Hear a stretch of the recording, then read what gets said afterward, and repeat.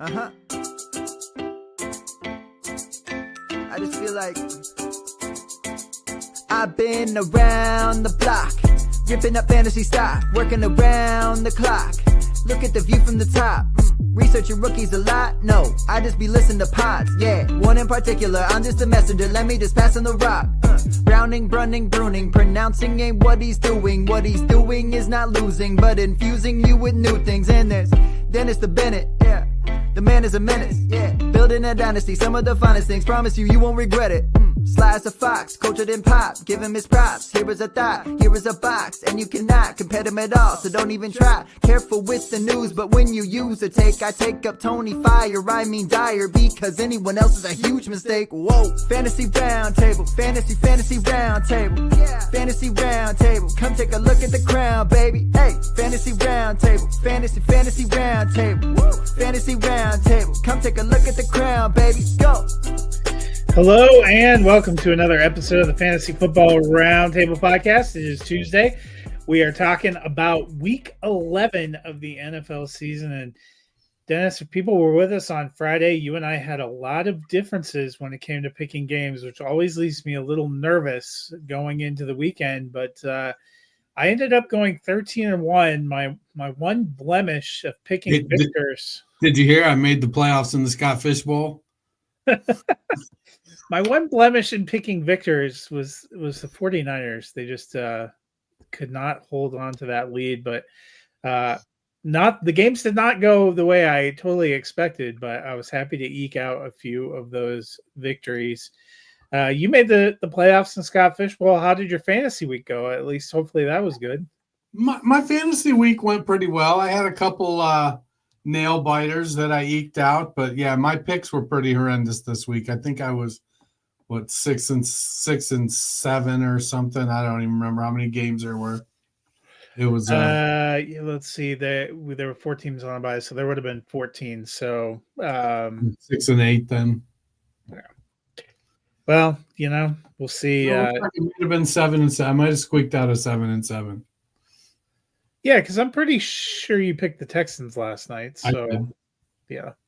We had a fair number that were the same. I thought we were both going to end up like middle of the road. So that is what it is. One of the games that was really close was the Packers and the Bears. The Packers pull out the 20-19 victory thanks to, I can commiserate with Chicago fans on that last second blocked field goal where you think you have won the game. Chicago now slumping to 4-6, 0-2 on this crucial 3-game homestand. But for the Packers, they're now 7-3. And more importantly, Dennis, your boy, Christian Watson, now back healthy, only 4 receptions, but for 150 yards. Was this an encouraging sign for you? I am a gigantic fan of Marquez Valdez Watson. And it seems so he's the most talented receiver, the most alpha-like receiver on that team. I think Jaden Reed is that Deebo Samuel type that'll give you a few runs, convert a bunch in the passing game. Romeo Doubs is that possession guy that can just put up points that route. So they have a nice group of receivers. Depth-wise with Wicks and Melton, and they even have Malik Heath, I think, is their wide receiver 6. They have guys that can step up if needed. The challenge of trying to play Green Bay Packers receivers is they keep trying to get everybody involved. And it seems like now they're starting to say, hey, we're going to narrow this funnel down a little bit. Watson makes those big plays. He's also a pretty consistent receiver if given enough targets. Jaden Reed and Romeo Doubs will do that.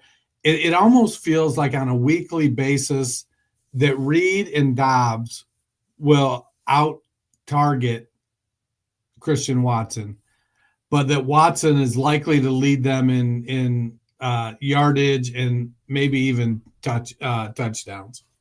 I think what has to be, though, concerning for people who are playing Green Bay assets is they won that game. They only threw 17 passes, and 7 of those targets were to running backs, which means you had 4 receivers and a tight end splitting 10 targets. Watson had an amazing day because he caught all 4 of the targets thrown to him for some really long passes. I thought it was interesting. Hopefully they'll have some games where maybe they throw a little bit more, but with that power running game with Josh Jacobs, this does kind of feel like play selection wise what Matt LaFleur was always trying to get to, that Rodgers was kind of bucking against. Yeah.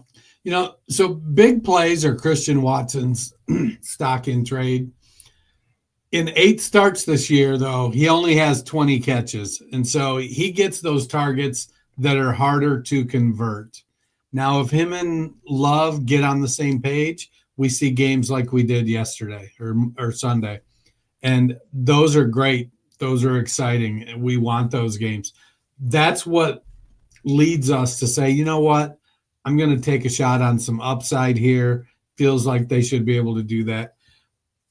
He's probably a flex play, and that's where you want to play him because of the inconsistency in his scoring, but he's an immensely talented receiver.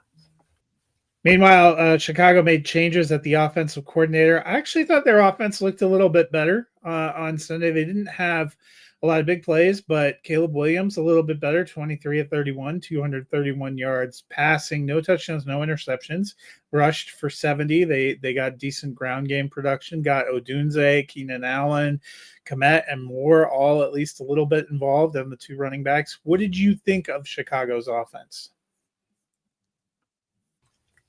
So the Bears outgained the Packers by 25 yards, but they had 24 more offensive plays.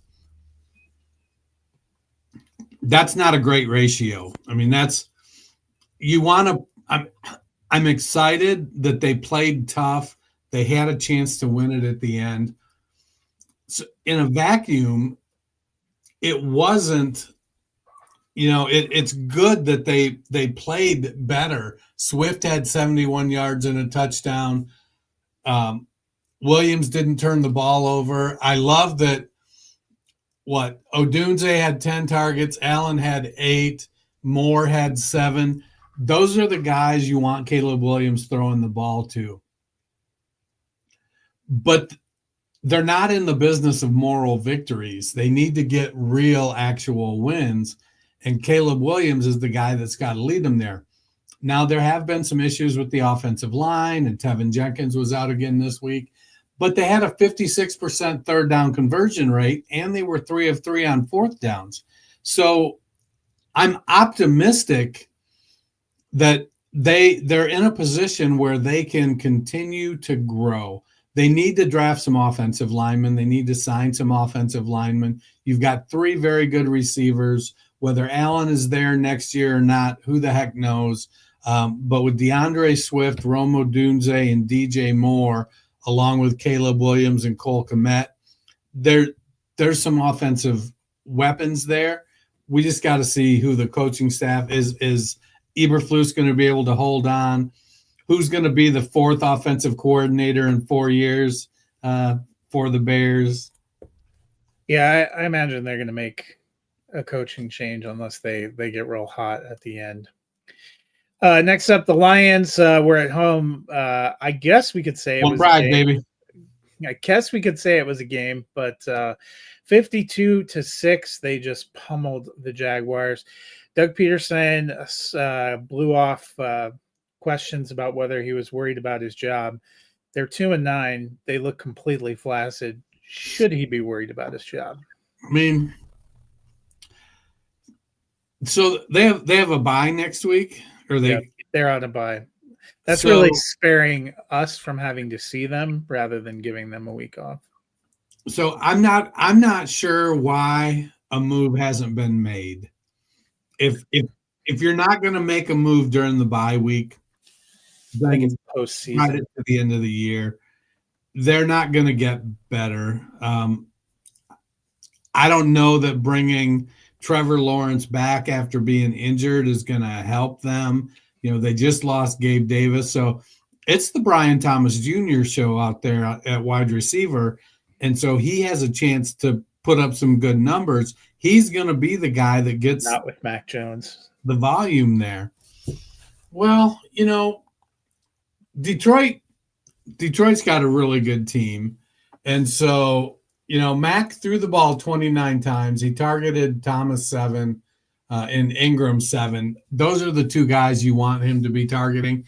Yeah. Travis Etienne rushing 12 times for 27 yards isn't doing Mac Jones any favors either. Maybe I wonder if they're going to regret picking up that fifth-year option for him because he's been bad. Maybe although if their whole offense back, he provides a little spark on the ground for him. But in a nutshell, Detroit is playing really, really well. And while as a homer, I didn't want to pick them to go all the way, I'm appreciative that you did, and I'm going to ride your coattails all the way. Man, speaking of Detroit, 9-1 now, they got to be the clear front runners in the NFC, right? It feels like it until they stumble. So they're just, they're good in all three phases of the game. Mm-hmm. So, another big loss though. Alex Anzalone going to be out for a while with a broken arm. They've seemed to overcome the injuries they've had, but yeah, that would we'll have to see where that leads. They're leading the offense in the league in offensive scoring, 33.6 points per game.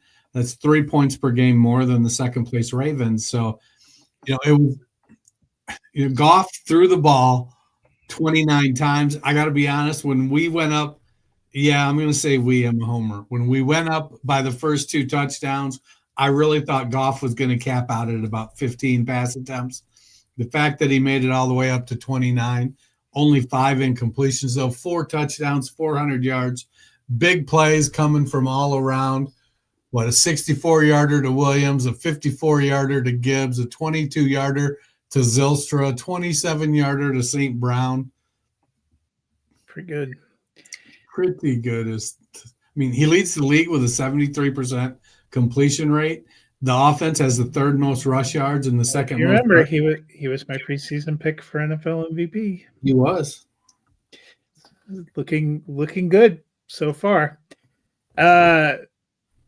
Next up, the Vikings moved to 8-2, headed into Tennessee, got the 23-13 victory. Dennis, third straight game that we've seen TJ Hawkinson active, but also third straight game where we've seen Josh Oliver have a big role. Oliver catching 3 for 34, outproducing Hawkinson's 2 for 13. We still think Hawkinson probably the better of the tight end options, but are you any interest in Josh Oliver? So Oliver outsnapped him 56% to 48, but they had the same number of targets. Oliver just converted his into 3 catches, whereas Hawkinson only had 2. Oliver got the yardage, 34 to 13. They're not forcing the ball anywhere, except I think Justin Jefferson. Jordan Addison had 8 targets, so he tied Jefferson, 61 yards and a touchdown. Jefferson, had 81 yards. Aaron Jones was not great on the ground, and neither was Cam Akers. So the running game wasn't real good, even though they put up a victory versus the Titans. Sam Darnold was fine. He put 2 touchdowns, 246 yards, and a rushing touchdown. That's going to help. I think with Hawkinson, this year's tight end class is weird. And, can you say, well, if I have a better option, I'm going to bench him? Yes. Am I going to bench him every week for Josh Oliver? Probably not. That may end up biting me in the ass, but I'm also not benching Travis Kelce for Noah Gray on a weekly basis. Yeah. Meanwhile, for Tennessee, Will Levis had a 98-yard touchdown pass, but aside from that, completed just 16 passes for 197 yards and an interception. Sacked 5 times, ran for 18 on 7 carries. They couldn't really get the running game going at all. How are you feeling about Levis? I still think they need to play him. They need to see what they have to work with. I'm not overly concerned with him going on a winning streak, which means they may be in a position to draft a new quarterback.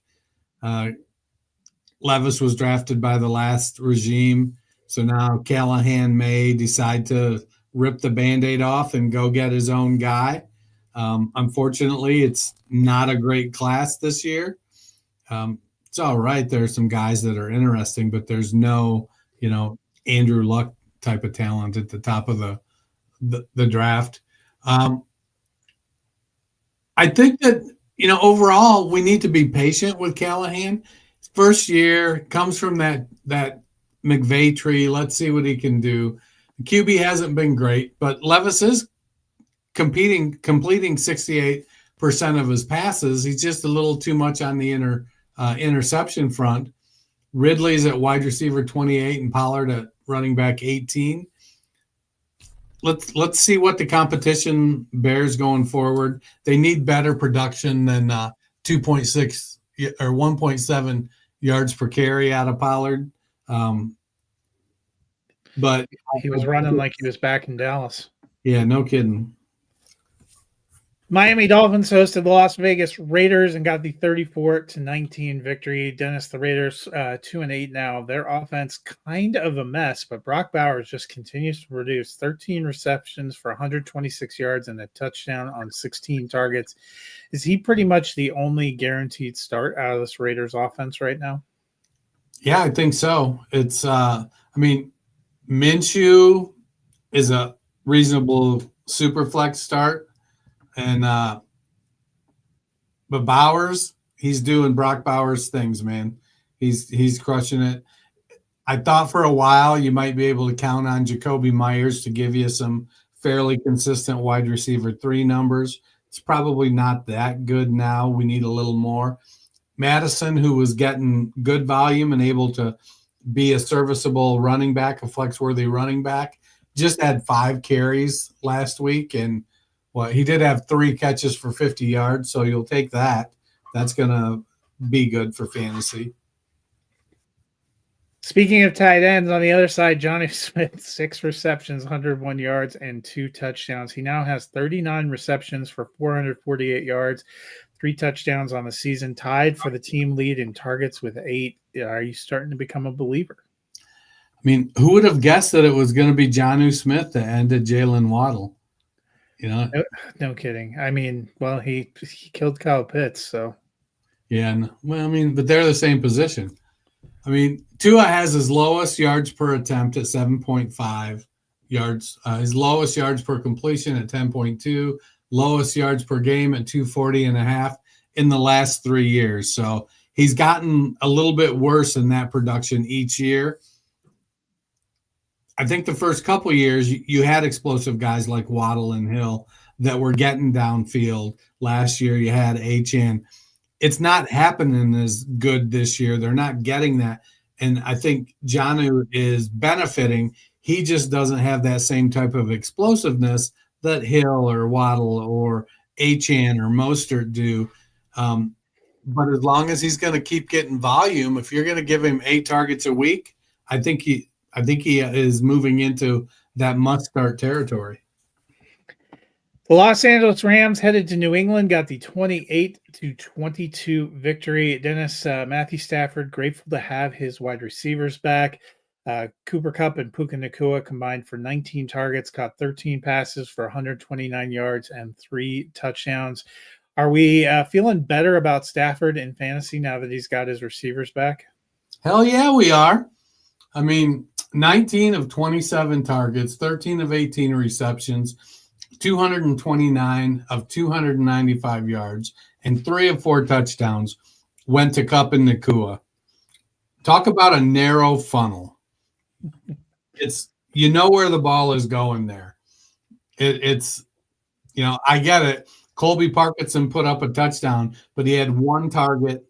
Yeah, he's lucky he got a touchdown. Last week it was Davis Allen was their tight end du jour who caught 5 passes. So that's that Colby Parkinson touchdown, it reminds me of when you used to get hyped for Tyler Higbee on his like 2 big games a year. I mean, the downside, a lot of people are relying on Caleb Williams or Kyron Williams. It's me. I'm a lot of people. Same. And, he hasn't had a touchdown, I think, in 3 weeks. He didn't have a target. Didn't have a target this week. That's not great. He did have 15 carries for 86 yards. That's good production, but you need him to get in the end zone. You want him to get those 5 or 6 targets. His last touchdown was October 20th. It's been 4 games. Yeah, it's been that ain't great. Seems like forever. Speaking of people, Stafford's playable. Kupp and Nacua, Speaking of people that we thought we could forget about, Kendrick Bourne, you and I were talking about, he seemed to have rotated out of the picture. He rotated himself back in, 5 for 70 and a touchdown on Sunday. Are you thinking he might become a thing again? Well, he was 4th on the team in targets. He caught all 5 of them, which is great. 70 yards, which is great. 1 touchdown. But I am going to be a little bit nervous. He was behind Hunter Henry, Pop Douglas, and Kayshon Boutte. Drake May threw the ball 40 times. So there was a lot of volume to go around. I think that it clouds the New England situation. Kayshon Boutte was coming on, and he was kind of taking the lead, playing the most snaps, starting to earn more opportunities. I think we'll continue to see that. But that group needs a veteran, and Kendrick Bourne is that veteran in that wide receiver room. They cut Tyquan Thornton. They called it a day and said, wasted 2nd-round pick. But Stevenson had 20 carries for 73 yards, which is a reasonably productive day. 4 catches for 16. He didn't get in the end zone, so that kind of held his production back. I think the Patriots, they're one of those feisty teams that aren't going to win a lot of games, but you've got some guys that are developing chemistry, young wide receivers, rookie quarterback, running back on an extension. So there's some good things going on there. We just have to see what Gerard Mayo does in the offseason. How is he going to fill this team out, complement the defense, complement the offensive line? Next up, the Cleveland Browns went to New Orleans and got the 35-14 loss. They're now 2-8 on the season. Then it's just about the time we think we can lock on to Cedric Tillman. They throw 11 targets to Jerry Jeudy. He catches 6 balls for 142 yards and a touchdown, including an 89-yard touchdown strike. Was this an encouraging sign if you roster Jeudy? Sure. I mean, I don't know if 46 pass attempts is going to be the norm in the post-Jameis Winston era. I don't know if it's going to be the norm in the Jameis Winston era.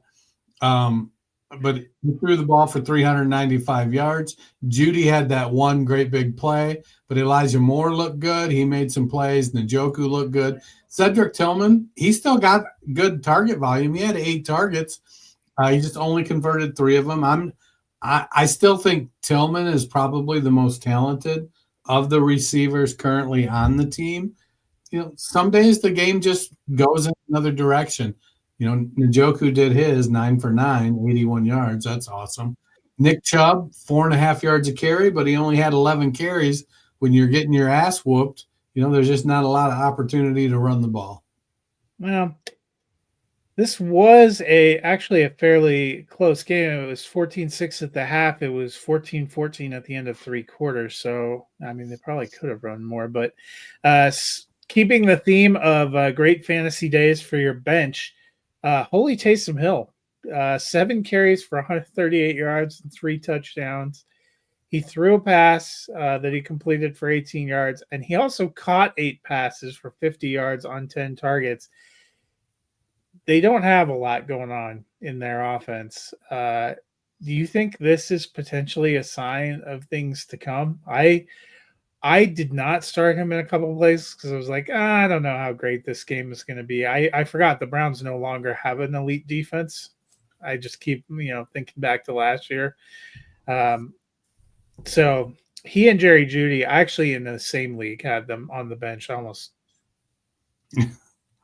I started Mason Tipton. I missed him over Jared Jeudy. Mason Tipton isn't even getting targets. No, I think he was inactive this week. I just missed it. So I had Valdez-Scantling available too. I should have started him or I did start him in a couple of places, and he got his YOLO ball, so that was good. He did. No, I think Taysom Hill he's a must start. You may get 3 points, but you may get 71. It's just I think this might have been his high water mark for the year. And he's what? Is he 36 years old, 34 years old now? And he's just out there playing backyard ball. And they're like, just put you anywhere, you're going to do something. You'll throw, you'll catch, you'll run, you'll block, you'll tackle, Yeah, he's 34. So I don't know how much runway he's got left, but until they're done, you keep riding him. As long as they keep calling him a tight end, man. Have you seen his nickname on Pro Football Reference? I have not. The Mormon Missile. Oh, makes sense. Yeah. Let's see. Did he? One of the better games of the day was the Pittsburgh Steelers hosting the Baltimore Ravens. The Steelers get the 18-16 victory. Dennis, Lamar Jackson's numbers look might better thanks to that last touchdown drive, but he was still a little bit below 50% passing, struggled, did not get great yardage on the ground either. What does this tell us about the Ravens offense? So the Steelers kept the ball away from the Ravens offense. They had a 36-minute to 23-minute time of possession advantage, and they ran 20 more plays than the Ravens. The difference is that a lot of times the Ravens plays, we're used to them going for a lot of yards, and Pittsburgh just keeps grinding it out, 10 yards, 6 yards, 5 yards, 7 yards. It's, but the Steelers showed if you can take Derrick Henry out of the game, he only had 13 carries. They couldn't force the ball. Pittsburgh didn't have a big lead. They just kind of stayed ahead and kept grinding and kept the ball. I like the Ravens. I think they're a very good team, but Pittsburgh may have provided a blueprint. Now, that being said, I don't know how many defenses out there can do what Pittsburgh's defense does.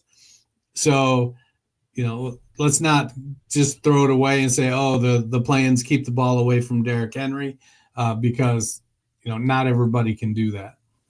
The Ravens are only 7-4, though. They've had some sketch losses. Meanwhile, for the Steelers, the guy that interests me, their giant tight end, Darnell Washington, seemed to be a real focus, especially in the fourth quarter on some huge third down conversions and in the red zone. Saw 4 targets, caught 2 for 42. What do you think of him? I kind of like T.E. Gigante. I mean, he's a good athlete, ran a 4.64 at the combine at almost 6'7", 270 pounds.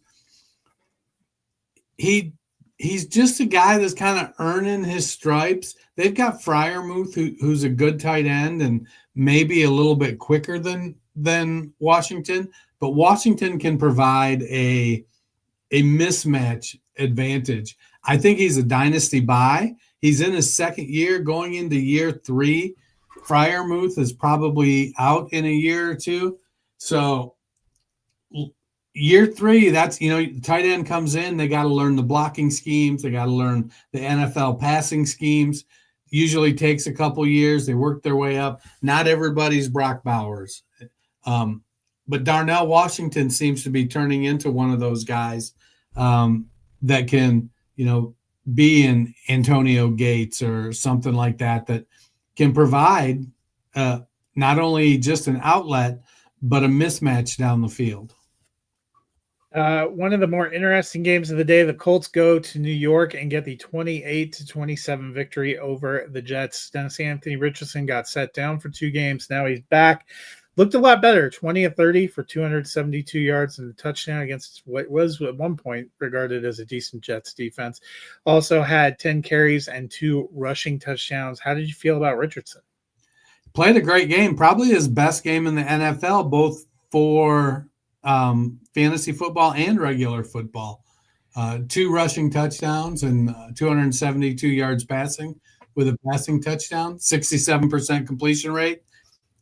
I think if he can, with his athletic ability, if he's getting you a 62 or 63% completion rate, you're going to take it. He's going to take some shots downfield.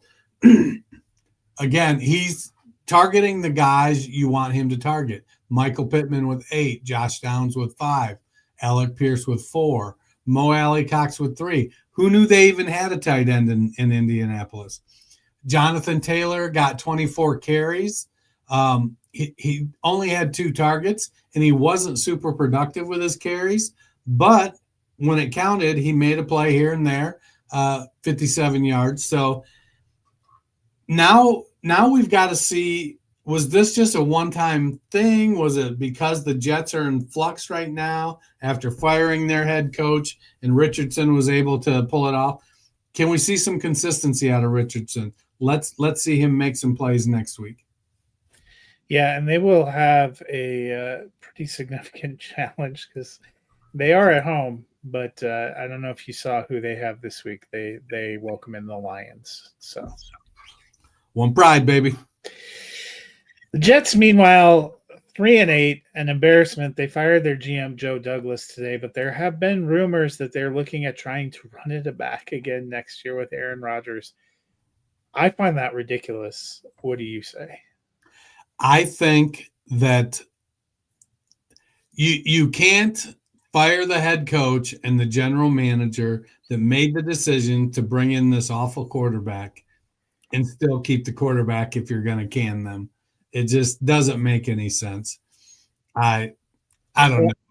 And I've seen people say they think, well, the Jets are going to take a quarterback in waiting and have Aaron Rodgers be their bridge guy. We have seen that. That is a terrible disservice to a young player because he appeared to have no relationship with Jordan Love and was fairly caustic in that situation before he got moved out too. So I don't. He's not going to be. He's not a mentor. No. He is not. He's not a mentor. He's not who. In his defense, Brett Favre didn't mentor him either, and it was, you get these guys out there that have this certain philosophy, and you got to be mentally tough, and they're just like, figure it out yourself. Maybe he's flipping the front office some ayahuasca, and that's keeping them buying into his program. Well, if he was, they're gone. I think the Joe Douglas one is even more curious because they came out in the report today that Joe Douglas wasn't consulted before the owner fired Robert Saleh, which makes me wonder, why did he even keep Joe Douglas for an additional 5 weeks? Because that would tell you, unless he needed Douglas to finish the Devontae Adams negotiations or wanted to see if that would do anything. But that to me is a sign that he was looking at clipping all of them, getting rid of everything. The Atlanta Falcons went to Denver, and they probably wish they would have stayed home. They lost 38-6. I thought Broncos would win. I did not realize it was going to be quite that big of a blowout. Couple field goals for the Falcons in the first half, nothing in the second half. They couldn't get anything going on the ground. They couldn't really consistently get anything going in the air. They're now 6-5 going to their bye week. They still have a lead in the NFC South. But what do you make of the Falcons? It was a bad day. I think Kirk is better than he showed against the Falcons, or the Broncos.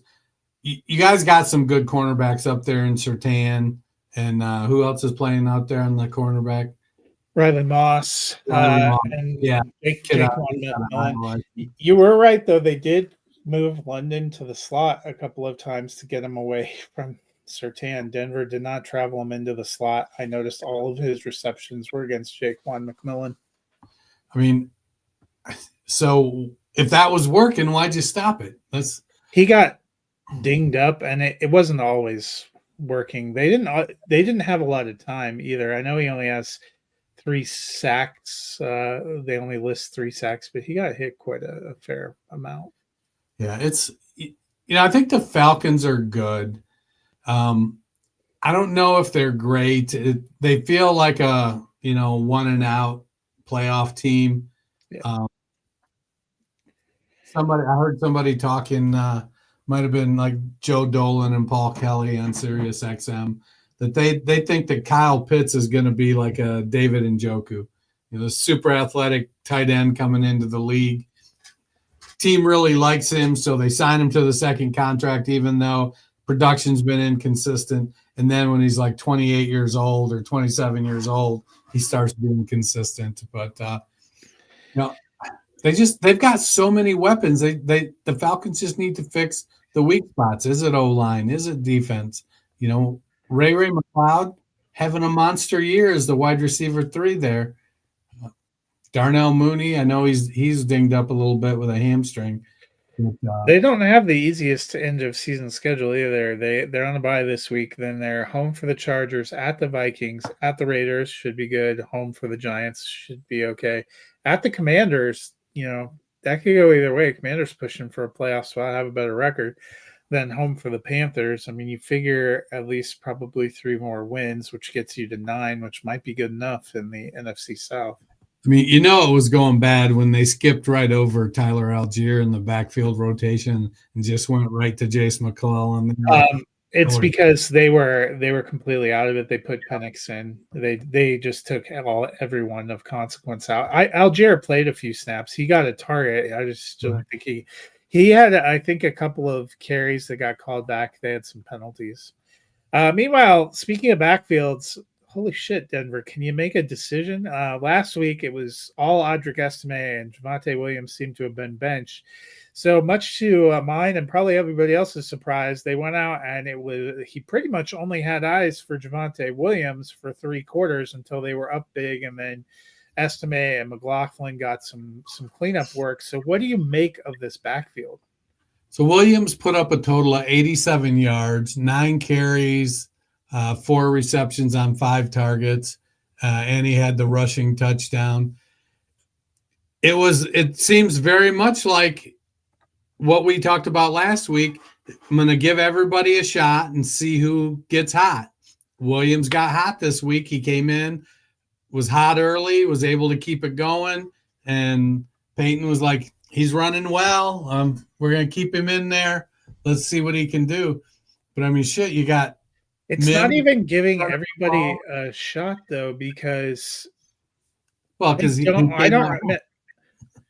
I don't remember them even giving Estime a carry in the first half. I was watching, and I'm like, what is going on? Because last week it certainly looked like he had decided that Javonte Williams was dead to him, and now Williams came out. Last week, Estime was the first running back in, had a lot of carries. Williams got like 1 series in the first half, and that was it. This week, Estime came in really late in the game, and he looked decent on a few plays when he came in, but I was like, what is going on? Yeah, good luck figuring it out next week. Prayers up. Well, now with all the bye weeks next week, I really have to start Javonte Williams, so he'll probably be back to dead.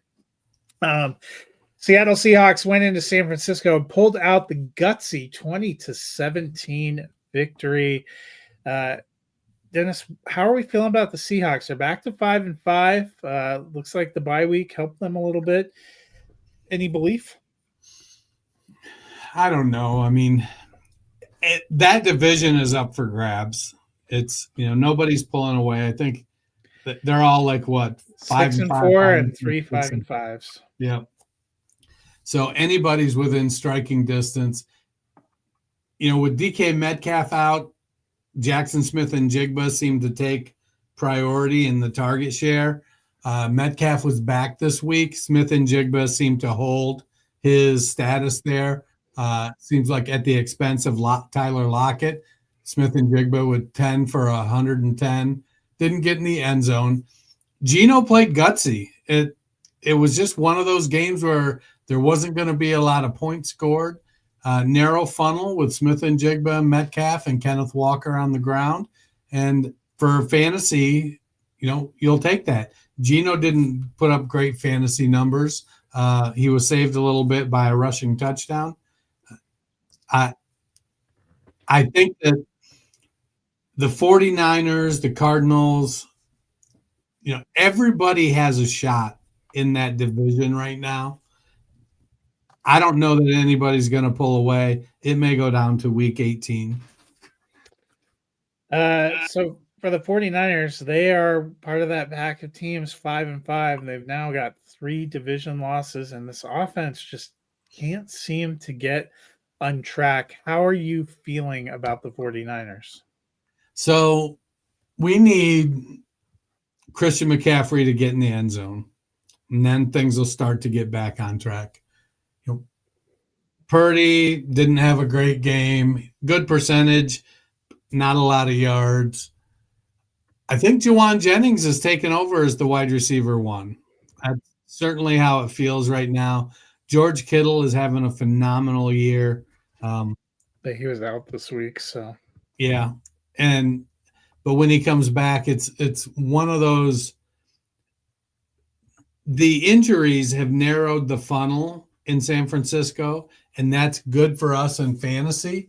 McCaffrey had 79 yards rushing and 27 yards on 4 receptions. He just didn't get in the end zone, and that's what we need from him, is that kind of volume with a couple touchdowns.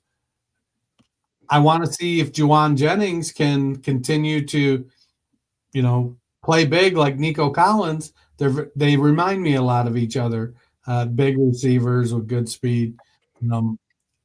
But Purdy's got to get those passing numbers back up. Needs to get some end zone action going on.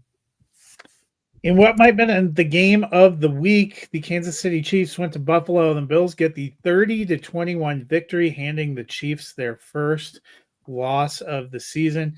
You kind of referenced this a little bit earlier, but 2 touchdowns for Noah Gray. We've seen him get involved at times. Are you starting to maybe believe in him for a bigger role in 2025? I mean, somebody's got to be the successor there. They drafted Jared Wiley, who profiles very much athletically, like Travis Kelce. Noah Gray's not a bad athlete. We'll see what happens. If I'm going out to kind of find a stash guy, yeah, I think Noah Gray has maybe more upside than Darnell Washington, but because he has a couple pop-off games here and there, more so than Washington has, he might be a little bit pricier. Meanwhile, Josh Allen, a pretty huge day. The numbers aren't necessarily blowing you away, but had that incredible 4th down play to kind of salt the game away with a touchdown. How'd you feel about his performance? It was gritty. It was buffalo wings and blue cheese dripping down your beard, kind of fighting it out in the back alley, kind of. Kansas City's got a reputation for pulling it out. And so they had to stay ahead. They had to continue to keep pushing. Kansas City was nipping at their heels, and Allen just seemed like he refused to let that team catch up to him. Once he got the lead, he just stayed ahead. Allen led the team in rushes and yards. I think you'll take that from a fantasy standpoint. Do you want your quarterback running the ball 12 times for 55 yards every week? Probably not. But he is also 6'5" and 245. So he's a big, healthy dude. And he didn't really get hit on that one touchdown there. He kind of off a couple people, but wasn't like he clock cleaned. He slid a couple of times, so I think he is trying to be a little more careful. Sunday Night Football, what a heartbreak for the Bengals. They go into Los Angeles, suffer the 34-27 loss to the Chargers. The offense for the Bengals seems to be killing it, but they just can't get wins. Now 4-7. Can they get into the playoffs with this defense? Man, do you remember the Peyton Manning Colts? Where they had like one or two really good guys on defense, like Robert Mathis or Dwight Freeney. But overall, the defense just wasn't good enough because all the money was spent on the offense. That's what it feels like here in Cincinnati. They need to get some help. I don't think there's help to be had this year. Trade deadline's over. You're going to pick up some free agents, but if you're starting them, that's not great. Is it possible the defense can get them to the playoffs? Yes. Is it probable? I think they really needed this game to be kind of in playoff contention. They would have been 5-6, still not in the playoff picture, but right there on the edge where if they could put together a run, they could get in. Burrow's playing his ass off. It's, yeah, I mean, their remaining schedule, they're off this week. They're one of the this is Bipocalypse Part 1 with 6 really good fantasy offenses on bye. They come back December 1st. They are at home against the Steelers, which is going to be a tough game. And then they're at the Cowboys, at the Titans. You would figure they probably have a decent chance there. Home for the Browns. Home for the Broncos, which actually could end up being kind of a toss-up. The Broncos have a pretty good defense and right now are actually in playoff position. Then they close at the Steelers. To me, they pretty much have to win at least 5, but probably all 6 of those games. I think they'd be lucky to split with Pittsburgh the way they're playing right now. Yeah, I agree. I mean, that Pittsburgh defense is a monster, and so they would have to get some big plays that make Russ have to beat him through the air. Can he? He can. His deep ball still seems to be there. I just don't think Cincinnati gets enough pressure on the quarterback outside of Trey Hendrickson. Yeah. Meanwhile, the Chargers now 7-3. Don't look now, but they're the number 5 seed in the AFC currently. How are you feeling about them as contenders? Man, after a slow start, Justin Herbert's got that passing game going. Ladd McConkey is settling in as the wide receiver 1. Will Dissly's putting up big numbers at tight end. J.K. Dobbins is just grinding it out at the running back position. I saw a tweet the other day about Dobbins and his injuries since he's gotten in the league. I guess he's had like 5 surgeries since he's been in the league. Achilles, ACL, they're not hangnails. He's had some pretty bad injuries. Quentin Johnston, you'd like to see a little more production out of 8 targets, but 48 yards and a touchdown. They know where their bread is buttered, and Harbaugh has them playing mentally tough. So they're going to keep feeding the ball to McConkey, to Palmer, to Johnston, to Dissly. And I think they really like having Gus Edwards back. I got to be honest, when they got that ball down there early and put freaking Hassan Haskins in to try to get that short touchdown, and he didn't get it, I was like, man, I think I know that Haskins is 20 pounds heavier than Dobbins, but man, I think they underestimate just what a nose for the end zone that J.K. Dobbins has. Monday Night Football was a battle for Texas as the Houston Texans went to Dallas and got the 34-10 victory. Most of that victory, though, for the Texans on the strength of 20 carries for 109 yards and 3 touchdowns from Joe Mixon. In the passing game, 7 targets apiece for Collins and Delb and only 4 receptions for 54 yards. 257 for Stroud, no touchdowns and interception. How are we feeling about the Texans' passing game? Well, I'd feel a lot better if that Nico Collins 70-yard touchdown on the Texans' first offensive play hadn't been nullified by Laramie Tunsil being 4 feet too far up the field. That was, I mean, that he was shot out of that like a rocket. He had another long one, I think, later in the game that got called back too. Yeah, it's the offensive line in Houston is playing sloppy. They've got some talented guys. Juice Scruggs has moved from center to guard. They've got a young guy at center. Tunsil is making some stupid mistakes, but they have weapons in Collins and Dell. John Mechie looked good. He stepped up and made some plays. Cade Stover made a couple catches. Dalton Schultz looked good. So it wasn't a, 3 guys had 7 targets. So it wasn't one of those games where somebody had 14 targets and the next guy had 4. CJ's spreading the ball around a little bit. He's got to do a little better. He needs to, get some more into the end zone.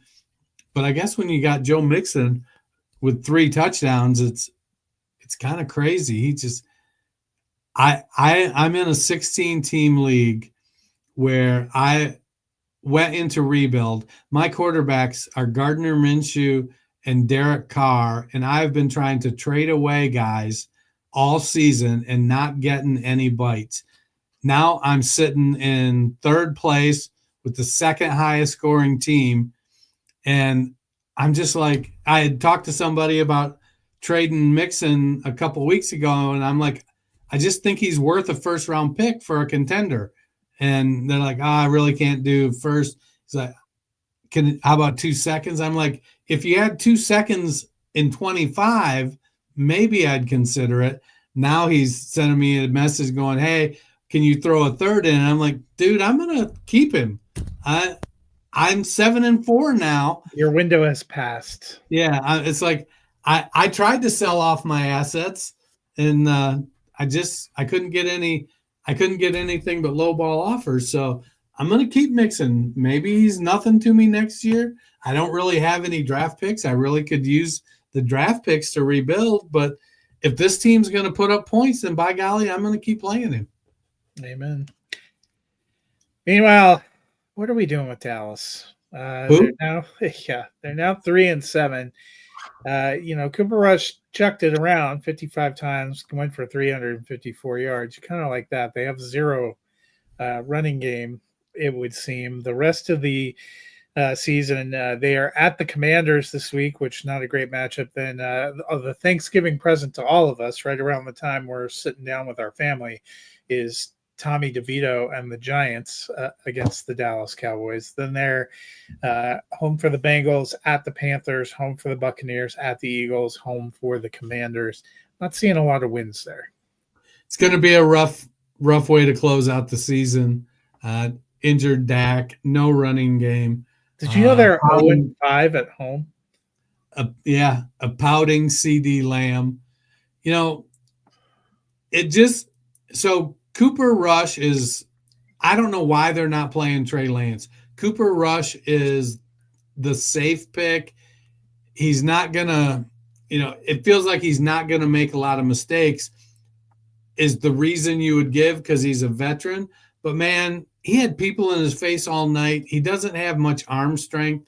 I'm sure the ADOT for him, like the yard per play was up, yards per pass attempt completion was up. He did throw for 354 yards, but that was all run after the catch just about. There wasn't a whole lot of chuck the ball down the field 30 yards and make a play. I've seen some mock drafts that have them taking Ashton Jeanty because they need a running back, but I got to say they've got a lot more needs than running back.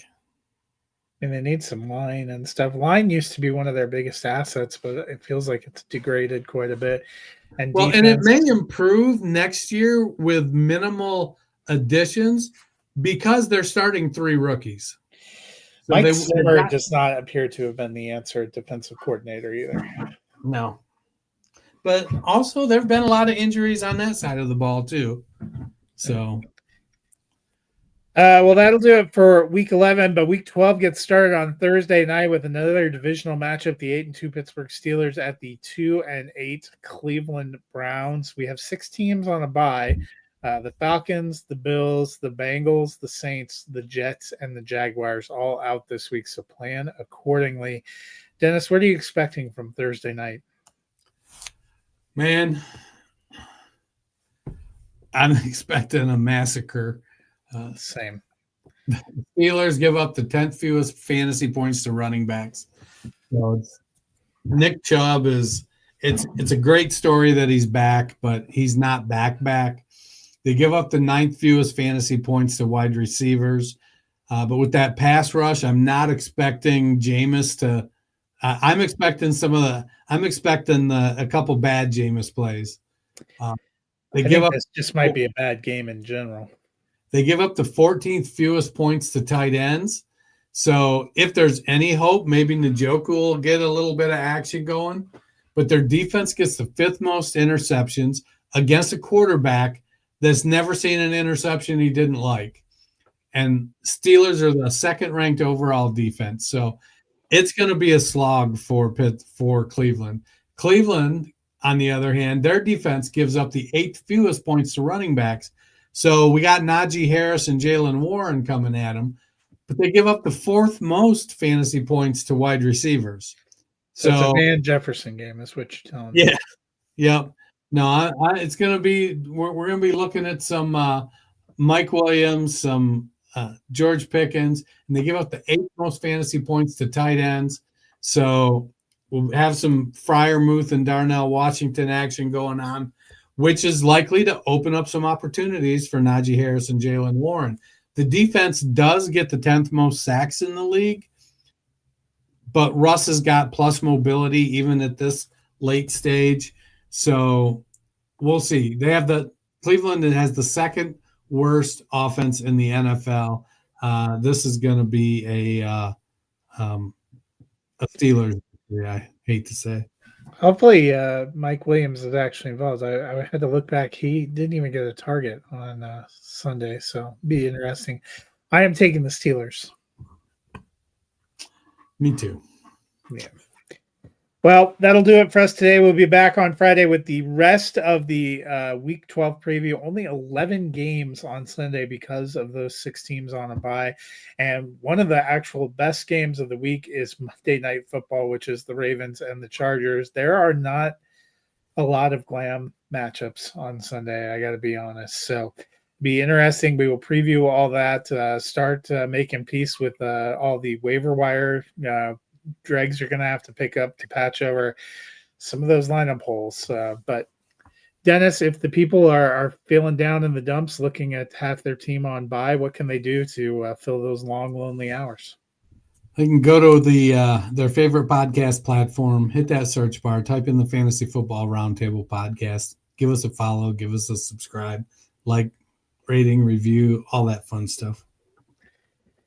Well, that'll do it for us today. Unless Woody Johnson gives one of the two of us a call to let us know we've been relieved of our duties, we will be back on Friday. Until then, you guys have a wonderful week. You said duty.